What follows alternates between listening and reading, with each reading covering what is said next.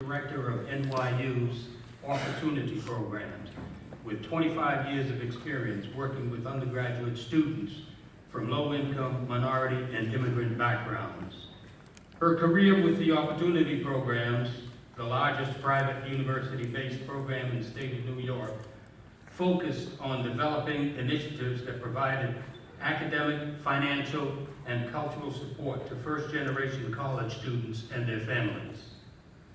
Valerie earned her Bachelor of Arts degree in journalism from NYU's College of Arts and Science and worked for several years as a daily reporter for the Journal of Commerce, a sister publication to the Miami Herald and the Philadelphia Inquirer. She holds certificates from NYU in both cross-cultural training and philanthropy and fundraising. Additionally, she earned a certificate in culinary arts from the Institute of Culinary Education in New York City.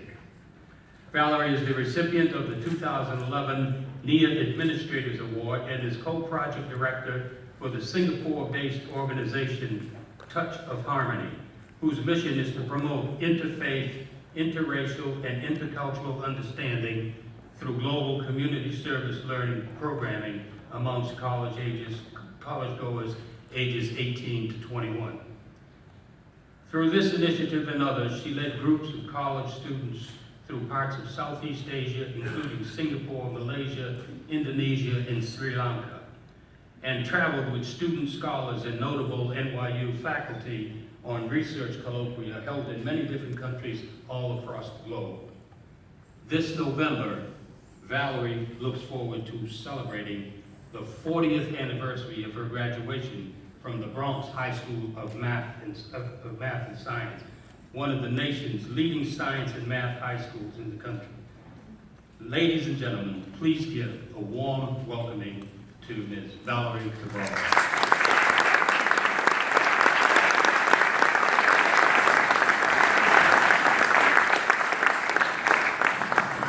Wow, everybody, that sounds a lot better than what it really is. Good evening, everyone. Thank you, Dr. Rose, for that very kind introduction. Again, good evening, everyone, and congratulations to our scholarship recipients and their families. It is a pleasure to be here with you to celebrate this year's Cape Verdean Recognition Committee scholarship recipients and to present for the first time a scholarship in honor of the heroine of my story, my mother, Rosalie Olivera Cabral. To the organization's officers, board of directors, and honorary members, thank you for your dedication to and support of our Cape Verdean community, and for, of course, inviting me to share in tonight's program. Do you mind if I... Sorry.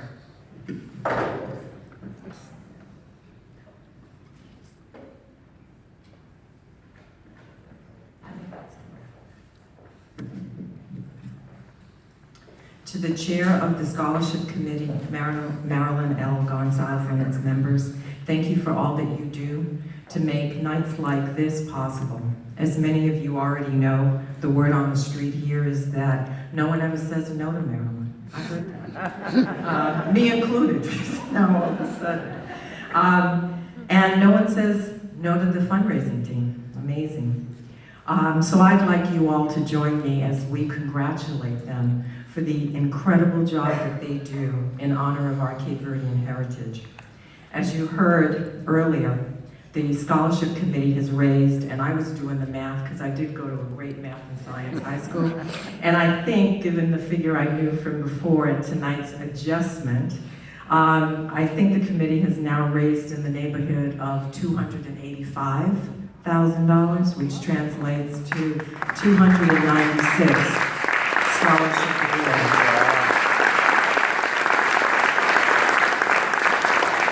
To the many local supporters who give generously each year so that our area young people can pursue their dreams, a most heartfelt thank you. All right, now, as I came to think about what I was going to say to everyone here tonight, I found myself really flooded with a lot of ideas, and I'm so glad that I didn't use some of them because Julian would have stolen my thunder. So I'll just say that I thought, although I'm not Len Cabral, that I'd do something that all old school Cape Verdeans do best, and that is to tell a story. So I'm going to tell some stories. Mine begins here in New Bedford when I was 18 months old. My mother, Rosalie, a single mom, was allowed the chance to go to New York for a start at a new job and a new life. However, like with all great stories, there was a hitch. And that was that her little girl, Chooch, that's my nickname. All Creoles have a nickname. Mine is Chooch. And Chooch had to remain here with her grandparents until Rosalie could prove that she was able to support the both of them in New York. I will admit that took a while, but 10 years later, I was on my way to join my mother in New York City. Funny, I didn't know about the deal Rosalie had made with her folks until I was much older, and unaware that I had come to live in Harlem on Sugar Hill on sort of a trial basis. Now in college, you're gonna hear about probation, okay? I hope it's not about you and probation, but probation. My mother was sort of on probation with her parents because they weren't sure she was gonna really be able to handle taking care of me and her. So for nearly a decade, all through junior high school, and college, Rosalie kept to another promise, and that was shuttling me back and forth religiously on Bonanza buses every long weekend, holiday, break, and summer. Now, I have friends and family in the audience, and they lived through this. Brenda Correa, who I met when I was 5, and because I do math and science pretty well, I'm gonna say that we've been friends for 52 years. So some of the best people you will meet in your life, your long-lasting friends, you're gonna meet in school. And if you haven't met them so far, you will meet them in college.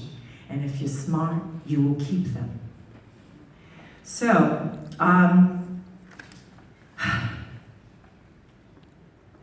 they can attest that this became a routine. Just another familiar part of that immigrant tie that keeps us all together, and an immigrant background that I really took for granted. Now, no disrespect to Bonanza, but I am delighted to say that tonight I did not return to New Bedford and my Cape Verdean community by bus. And I'm very grateful that I did, because I've already paid my bus dues.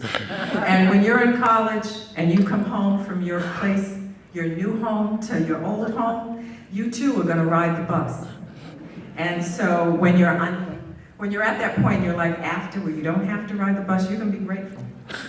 So, and this time around is far from routine, as I am here on a very special occasion during which I have the privilege of addressing this year's deserving scholarship recipients, all 28 of them.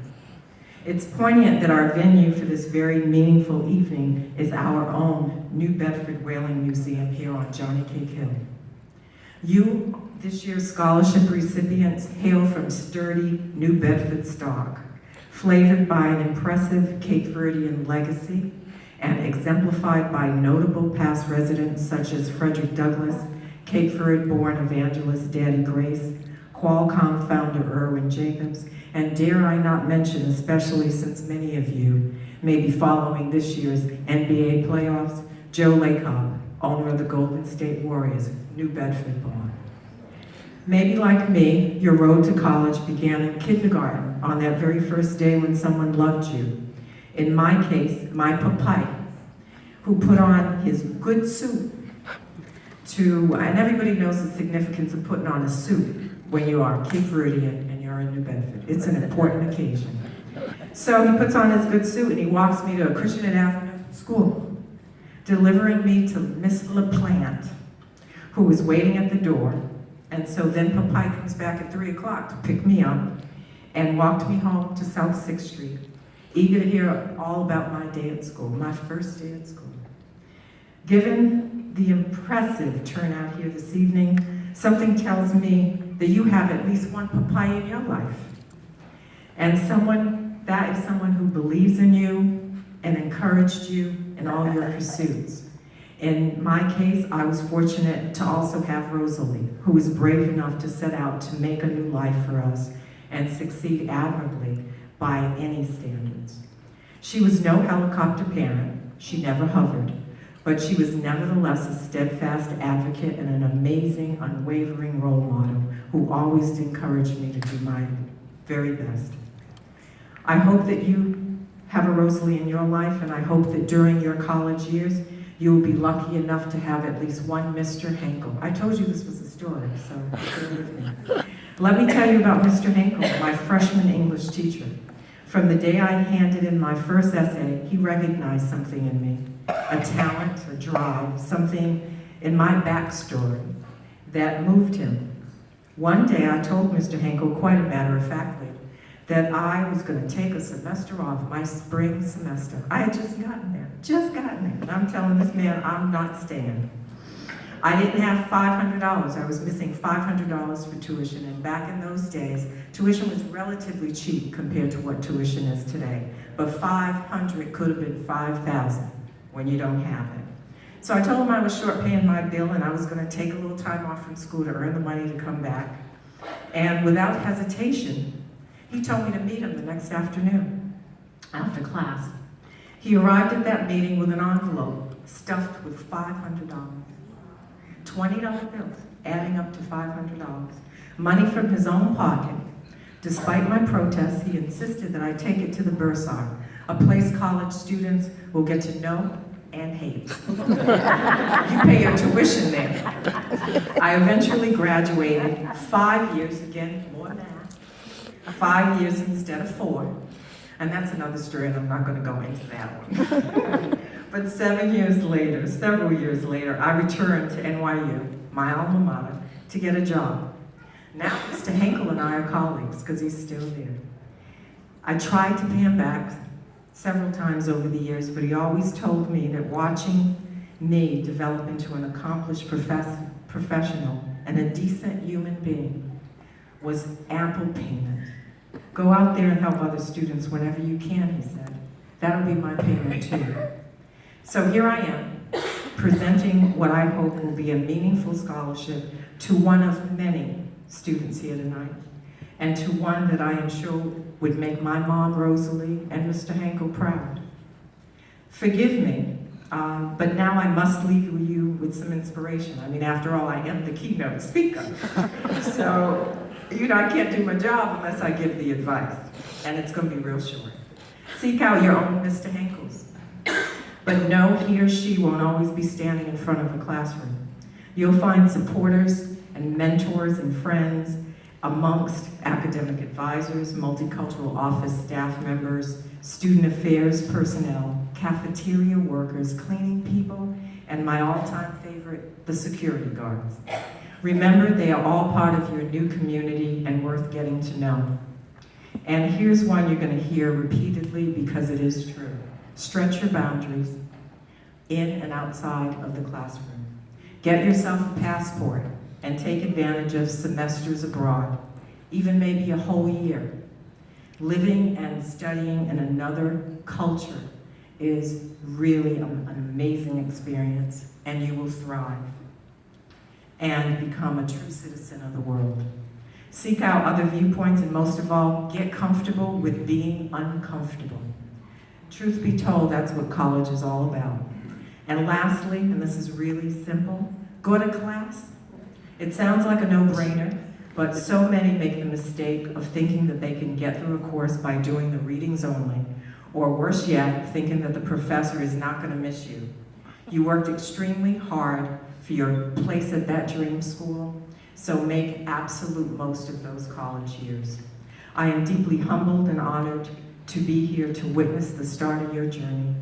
Thank you for listening to my stories. One day, I hope that each of you will have the opportunity to do what I have been invited to do here tonight. Because remember, to whom much is given, much is expected. You are in for an exciting journey, but please never forget that it began right here in New Bedford. Thank you.